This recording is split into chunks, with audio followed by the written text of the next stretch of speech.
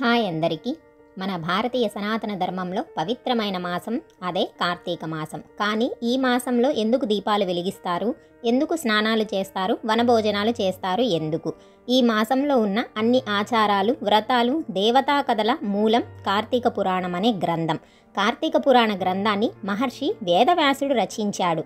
కార్తీక పురాణం అనే గ్రంథం స్కాంద పురాణంలో ఉన్న ఒక భాగం. ఇప్పుడు మనం ఈ కార్తీక పురాణంలో ఉన్న ప్రధాన ఘట్టాలను క్రమంగా తెలుసుకుందాం. కార్తీక మాస మహిమ గురించి మొదటిగా వశిష్ఠ మహర్షి రాజజనకుడికి అంటే సీతాదేవి తండ్రికి కార్తీక మాసం పవిత్రత గురించి చెబుతాడు. ఈ మాసంలో సూర్యోదయానికి ముందే లేచి స్నానం చేయటం, దీపం వెలిగించడం, తులసి పూజ చేయటం, వనభోజనం చేయటం వంటి ఆచారాలు మానవులని పాపాల నుండి విముక్తి చేస్తాయని వశిష్ఠ మహర్షి వివరించారు. కార్తీక పురాణం అనేది ఒక శ్లోక గ్రంథం. అంటే మొత్తం గ్రంథం శ్లోకాల రూపంలో, పద్య రూపంలో ఉంటుంది. ప్రతిరోజు ఈ శ్లోకాలను మన జీవన భాగంలో చేర్చుకోవడం వల్ల మనం శివకృపకు, శివప్రీతికి పాత్రులమవుతాం. కార్తీక మాసంలో దీపం ఎందుకు ముఖ్యమైంది? కార్తీక మాసం అంటే శివుడు మరియు విష్ణువుకు ప్రియమైన మాసం. ఈ నెలలో వెలిగించే ప్రతి దీపం సూర్యుడు, అగ్ని, జ్ఞానం, వెలుగు మన జీవితంలో దైవశక్తిని నింపుతుంది. ఈ మాసంలో దీపం వెలిగించడం వల్ల మన పాపాలు నశిస్తాయి, మన చుట్టూ పాజిటివ్ ఎనర్జీ పెరుగుతుంది, మన ఇంటి వాతావరణం ప్రశాంతంగా మారుతుంది. కార్తీక పురాణంలో ఇలా ఒక అందమైన శ్లోకం ఉంది. దీపం జ్ఞానప్రదం, నిత్యం పాపహరం సుఖప్రదం. అంటే దీపం జ్ఞానమిస్తుంది, పాపాలను నశింపజేస్తుంది, సుఖాన్ని ప్రసాదిస్తుంది. కార్తీక పురాణంలో ఒక కథ ఉంది. ఒకసారి ఒక వేటగాడు అర్ధరాత్రి అడవిలో జింకల కోసం వెతుకుతుండగా తన చేతిలో ఉన్న జ్యోతిని అనుకోకుండా ఒక శివలింగం ముందు ఉంచాడు. అది దీపారాధనగా పరిగణించబడింది. ఆ వేటగాడు పాపాత్ముడైన తరువాతి జన్మలో పుణ్యాత్ముడిగా పుట్టాడు. చివరికి మోక్షం పొందాడు. దీపం వెలిగించడం అంటే దేవునిని స్మరించడం. అది ఎప్పుడైనా ఎంత చిన్నదైనా పుణ్యమే.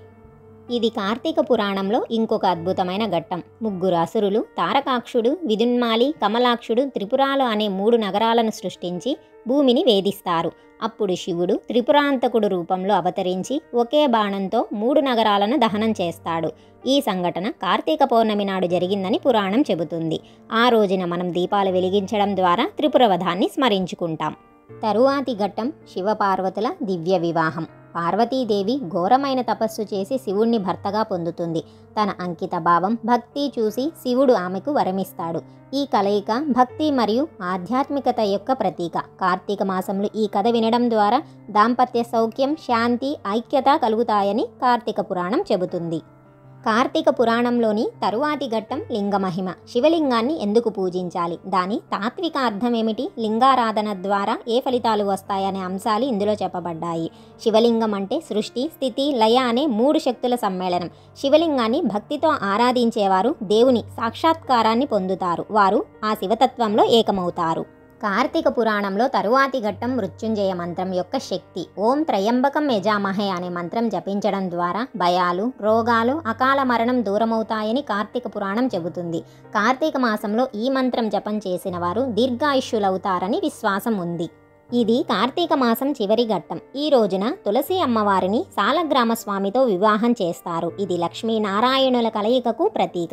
ఈ వేడుకతో కార్తీక మాసం పవిత్రంగా ముగుస్తుంది. ఎందుకంటే కార్తీక మాసం అంతా విష్ణువుకు ప్రియమైన నెల. ఈ మాసం చివరిలో తులసి వివాహం జరపడం ద్వారా మన పూజలు, వ్రతాలు, దీపారాధనలు అన్నీ సంపూర్ణమవుతాయి.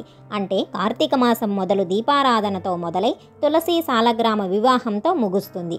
దీని వెనుక ఉన్న ఆధ్యాత్మిక అర్థం: తులసి అంటే పవిత్రత, శుద్ధి, భక్తి.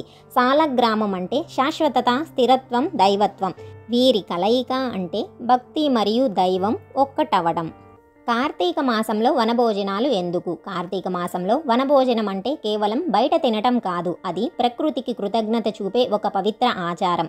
మనకు ఆహారం, గాలి, నీరు ఇచ్చే ప్రకృతిని గౌరవిస్తూ దేవుని స్మరణతో వనంలో భోజనం చేయటం వనభోజనం అని అంటారు. ఇలా ప్రకృతితో భోజనం చేస్తే మన శరీరానికి ఆరోగ్యం, మనసుకు ప్రశాంతత, కుటుంబానికి ఐక్యత లభిస్తాయి. అందుకే ఈ ఆచారం శతాబ్దాలుగా పవిత్రంగా కొనసాగుతోంది. శివుడు, విష్ణువు, తులసి, ఉసిరి చెట్లు ఇవన్నీ ఈ మాసంలో పూజించబడతాయి. వాటి నీడలో భోజనం చేయటం అంటే దేవుని సాన్నిధ్యం పొందటమే. అందుకే కార్తీక పురాణం అంటే కేవలం పాపపుణ్యాల కథలు కాదు. ఇది భక్తి, జ్ఞానం, ప్రకృతి, దైవం అన్నిటినీ కలిపిన పవిత్ర గ్రంథం. మనము ఈ మాసంలో దీపం వెలిగిస్తూ, పూజలు చేస్తూ దేవుని స్మరించుకుంటే మన జీవితంలో శాంతి, ఆరోగ్యం, ఆనందం కలుగుతాయి.